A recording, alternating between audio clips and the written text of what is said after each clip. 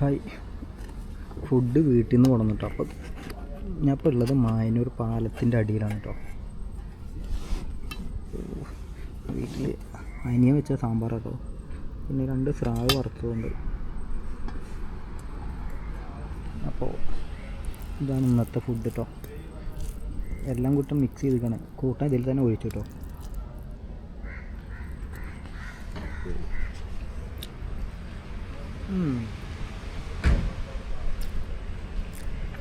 അടിപൊളി, നല്ലത് കേട്ടോ. ഈ മായനൂർ പാലത്തിൻ്റെ അടിയിൽ നിന്നിട്ട് ഇങ്ങനെ ഇരിക്കാനും ഒക്കെ വന്നാൽ നല്ല കാറ്റാണ് കേട്ടോ.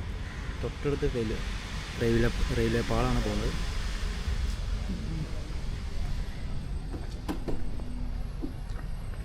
ഇതാണ് സ്ഥലം, നല്ല ഭംഗിയുള്ള സ്ഥലം.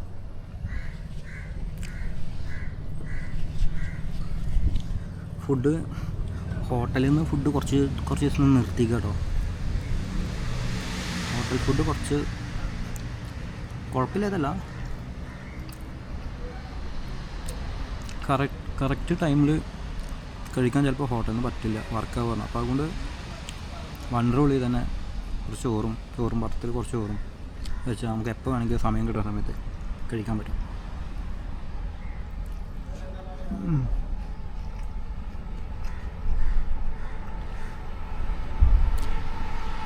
Okay, by.